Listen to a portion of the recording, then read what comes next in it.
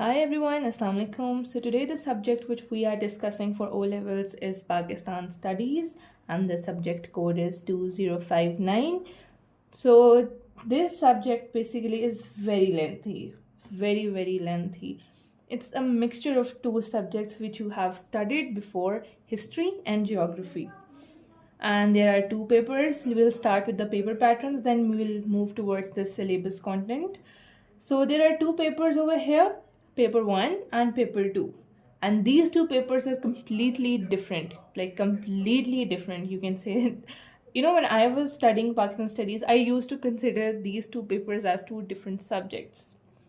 Paper 1 is your history paper. The name of this paper is The History and Culture of Pakistan. It's all history. And paper 2, The Environment of Pakistan. So please don't confuse this paper with its title.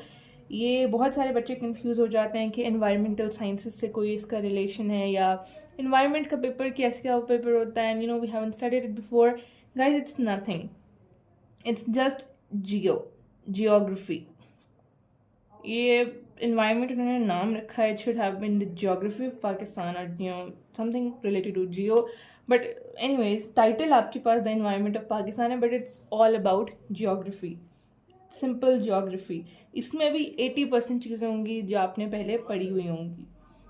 The marks for both of these papers are same, 75 marks, 75 marks. दोनों का 50-50% यानी weightage है. And total आपके पास इस subject के 150 marks हो जाते हैं. And the time is also same, trustingly, 1 hour 45 minutes, 1 hour 45 minutes. और ये टाइम यूजली पेपर 2 के लिए तो बहुत सफिशेंट होता है. Like you can easily complete your paper. Paper 1 में आपको पता चलता है कि टाइम मैनेजमेंट क्या होती है, क्योंकि history we have long questions, long essay based answers, तो उसमें you have to be very quick sometimes. 1 hour 45 minutes, 1 hour 45 minutes.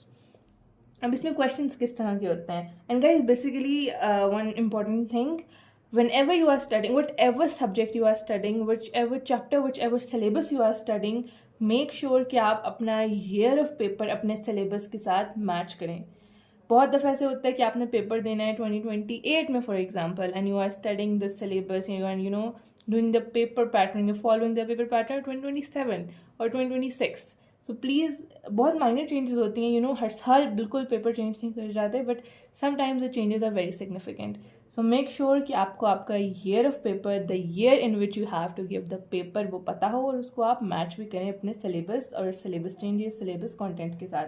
So this is I am doing is for the latest, जो आपके latest changes हैं Cambridge के syllabus में 2028 onwards. Basically 2028 से 2030 तक का जो आपका लेटेस्ट सिलेबस कैम्ब्रिज की वेबसाइट पे है वो है. And this is according to that, सारा पेपर पैटर्न और आपका syllabus, this is according to 2028. So आपके पास अब हम डिस्कस करते हैं कि किस तरह से क्वेश्चंस आते हैं. And by the way I have given this paper in 2023, और उसके टाइम से अब 2028 से अगर हम कंपेयर करें तो there are lot of changes guys. Especially मैं देख रही थी पेपर 1 में काफ़ी कुछ उन्होंने सिलेबस कंटेंट में चेंज कर दिया है, और पेपर 2 में पैटर्न काफ़ी ज़्यादा चेंज कर दिया है. मैंने जो पेपर दिया था उसमें तो पेपर 2 में आपके पास 5 क्वेश्चंस होते थे, you had a choice of 2, आप 2 क्वेश्चन छोड़ सकते थे, आप कोई भी 3 अटैम्प्ट करने होते थे. ईजी पीजी सीन था, बट यहाँ पे थोड़ा उन्होंने कॉम्प्लिकेट कर दिया. Let's see. पेपर 1 हिस्ट्री की बात करते हैं पहले. आपके पास सिंपली 4 क्वेश्चंस हैं और आपने 3 अटैम्प्ट करने हैं.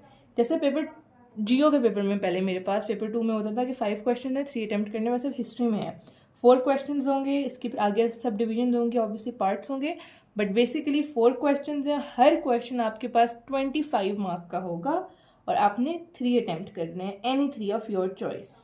25 मार्क्स का हर सवाल आपके पास होगा. तो आप यानी 3 क्वेश्चन अटैम्प्ट करोगे, देन 25, 25, 25, टोटल आपके पास बन जाएंगे 75 marks. So attempt any 3 question out of 4, एक क्वेश्चन आप छोड़ सकते हो. देन कम्स पेपर 2, द जियो का paper.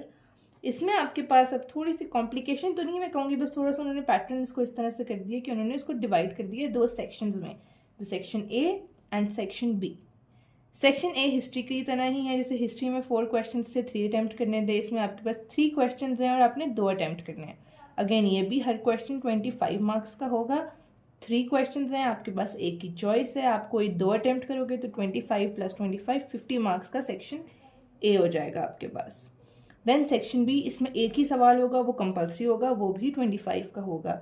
So 1 question from section B which is compulsory and 2 question you have to attempt from section A out of 3। तो 50 marks यहाँ पे और यहाँ पे 25, टोटल 25 प्लस 50 आपके बन गए 75 marks, right. 3 out of 4 in history, 2 out of 3 in section A and 1 compulsory question in paper 2, the geo का पेपर। ये हो गया आपके पास पेपर पैटर्न। अच्छी तरह से इसको आपने देखना है, क्योंकि अक्सर आर्ट्स में आपको चॉइस दी जाती है क्वेश्चन की, साइंसेज या मैथ्स में तो चॉइस नहीं होती, बट आर्ट्स में चॉइस होती है, बट उसमें कंफ्यूज बिल्कुल नहीं होना कि किस में चॉइस थी, क्या छोड़ना था, क्या करना है। अक्सर बच्चे इतना कंफ्यूज हो जाते हैं कि फिर वो सारे क्वेश्चन अटैम्प्ट कर जाते हैं, विच इज़ वेरी फुलिश, क्योंकि टाइम मैनेजमेंट बहुत इंपॉर्टेंट है, स्पेशली आर्ट्स में, specially arts, and by arts I mean Islamiyat, Urdu and Pakistan studies. So जितने क्वेश्चंस आपको रिक्वायर्ड हैं, मेक श्योर आपको पता हो कि कितने आपने सॉल्व करने हैं, किस में चॉइस है, किस में नहीं है, सिर्फ वो ही सॉल्व करके आएँ, उन्हीं पे अच्छा टाइम लगाएं, बजाय इसके क्या पूरा पेपर सॉल्व कर दें, जो कि अननेसेसरी है। फिर हम चलते हैं सिलेबस ओवरव्यू पे कि कितने हैं। अच्छा, इसमें काफ़ी चेंजेस हो चुके हैं, सो इसको गौर से देखिएगा।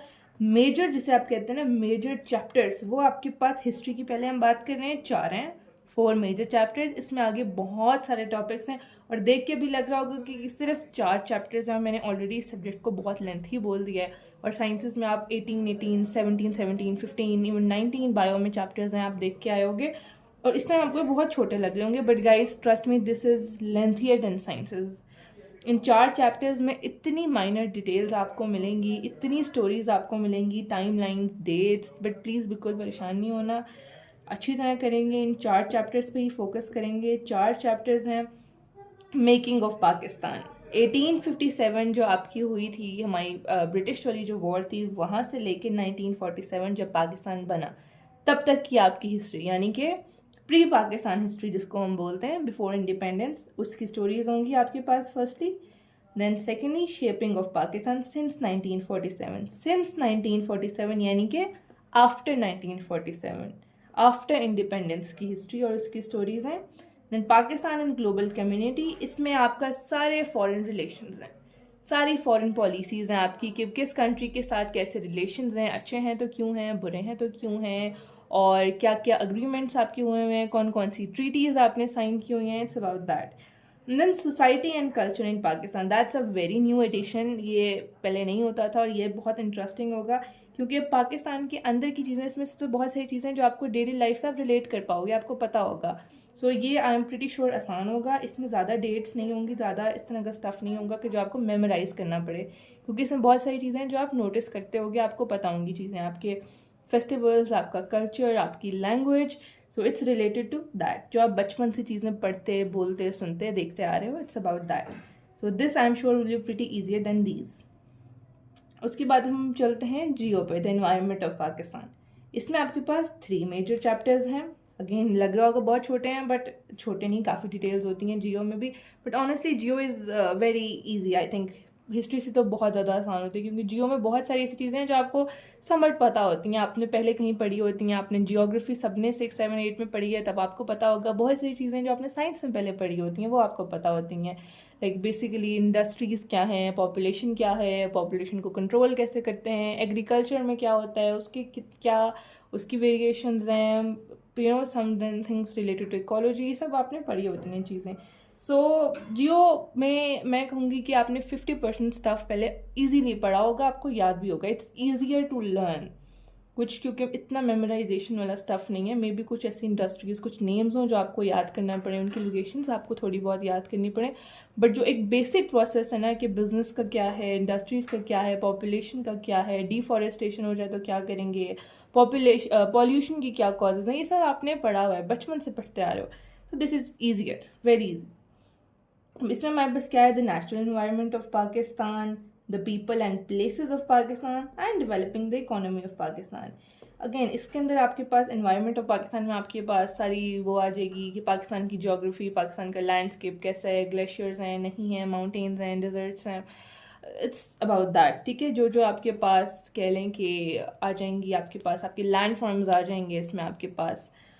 और the people and places of Pakistan में ये थोड़ा सा इससे रिलेटेड होगा, इसमें थोड़ा सा आपका कल्चरल स्टफ भी आएगा, और उसके बाद फिर आपका आएगा कि पीपल में जितनी डाइवर्सिटी है पाकिस्तान में, डाइवर्स कल्चर्स हैं, डिफरेंट प्रोविंशियल लेवल पर कितनी कितनी डाइवर्सिटी वेरिएशंस आती है लोगों में, उनकी लैंग्वेज में, उनके कल्चर्स में, उनके रहने सहने में, उनके क्लॉथिंग स्टाइल, देयर एजुकेशन, और फिर प्रोविंशियल लेवल पे डिफ्रेंसिएशन भी होगी कि किस प्रोविंस में एजुकेशन ज़्यादा है, किस में पोल्यूशन ज़्यादा है, क्या क्या रीजंस हैं, कहाँ की पॉपुलेशन ज़्यादा है, क्या रीजंस हैं, वो सब भी इसमें आएगा.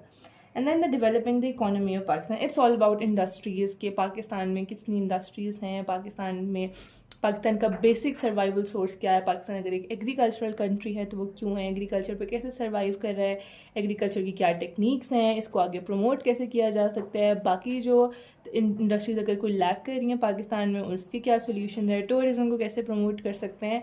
It's about that, economy of Pakistan, developing the economy of Pakistan. It's also a very easy chapter. So basically geo में क्योंकि बहुत सारा स्टफ है जो आपको पता है, इट्स नॉट समथिंग कि कुछ नया सुनने को आपको मिलेगा, कुछ टर्म्स हो सकते हैं, टर्मिनोलॉजीज, बट उनके पीछे कॉन्सेप्ट सारा पुराना है.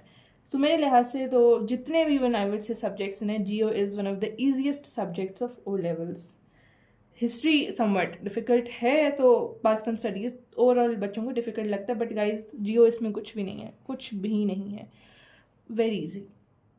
So this was it, and I hope you got a good idea of Pakistan studies. इसमें ज़्यादा फोकस बच्चों का यूजुअली होता भी हिस्ट्री पे है, क्योंकि हिस्ट्री में काफ़ी लेंथी चीज़ें, काफ़ी डिटेल्स हैं, और जियो में इतनी चीज़ें नहीं होती हैं. जियो में अगेन पता भी होता है बच्चों को, बहुत सारी चीज़ें बच्चों को आसान भी लगती है जियो कंपैरेटिवली.